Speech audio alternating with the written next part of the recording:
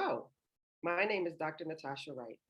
I am a member of the incomparable Iota Chi Sigma chapter of Sigma Gamma Rho Sorority Incorporated. Today's book will be The Story of Ruby Bridges by Robert Coles, illustrated by George Ford.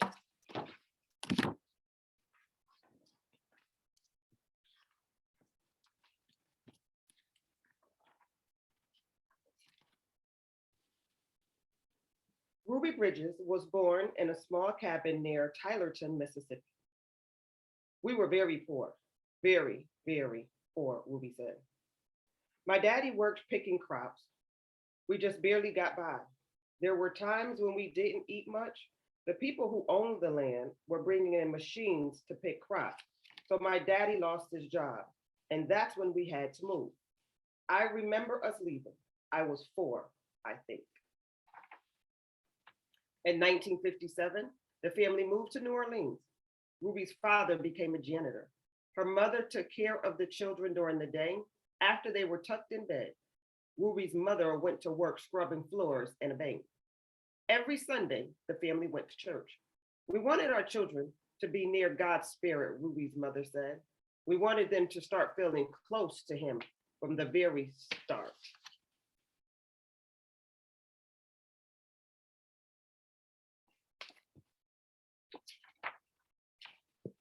At that time, black children and white children went to separate schools in New Orleans. The black children were not able to receive the same education as white children. It wasn't fair. It wasn't against the nation's laws. And it was against the nation's laws. In 1960, a judge ordered 4 black girls to go to 2 white elementary schools. 3 of the girls went to McDowell, 19. 6 years old, Ruby Bridges was sent to first grade in the William Frantz Elementary School. Ruby's parents were proud that their daughter had been chosen to take part in an important event in American history.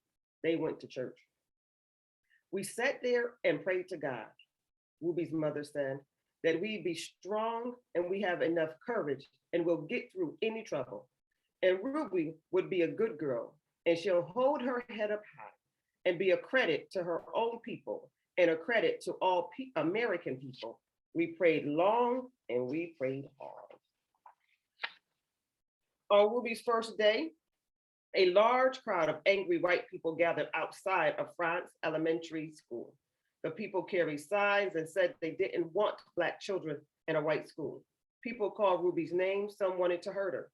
The city and state police did not help Ruby.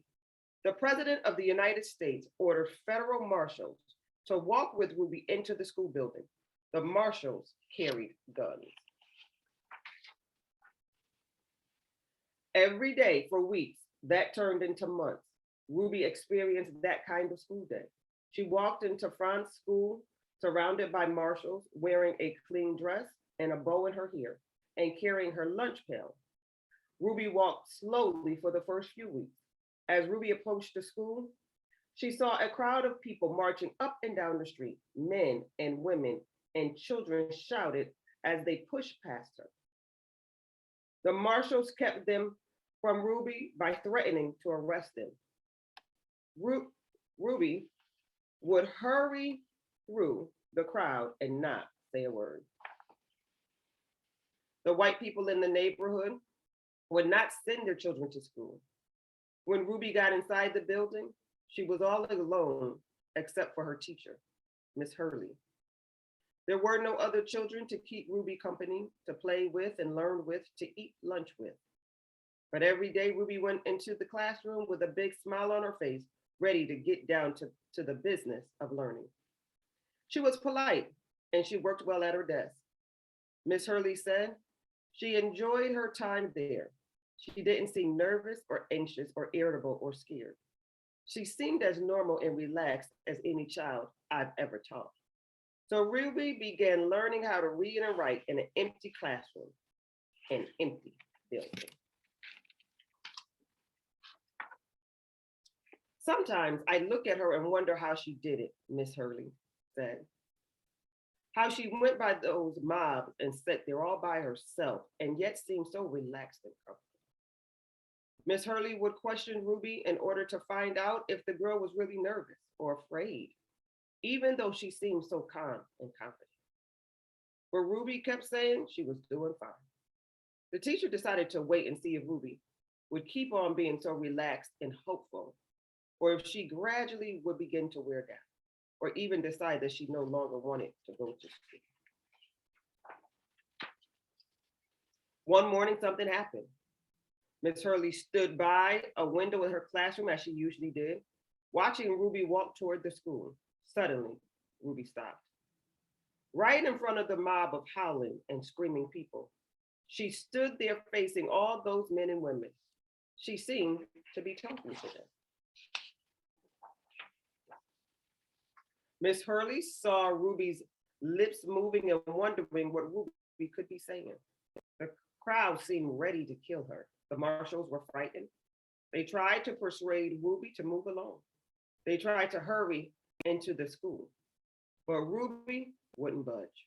Then Ruby stopped talking and walked into the school.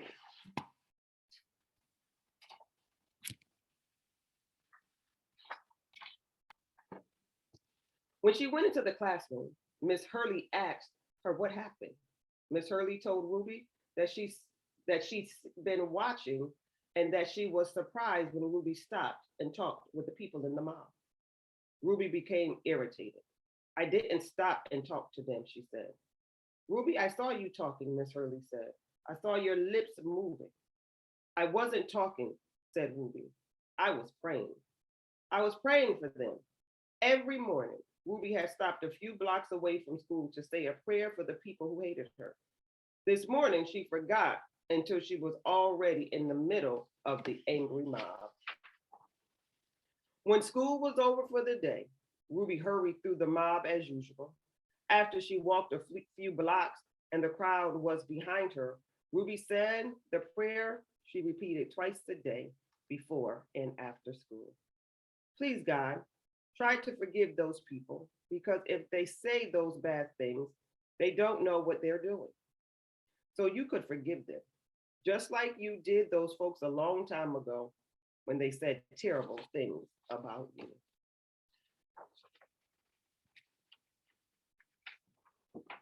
This is the end.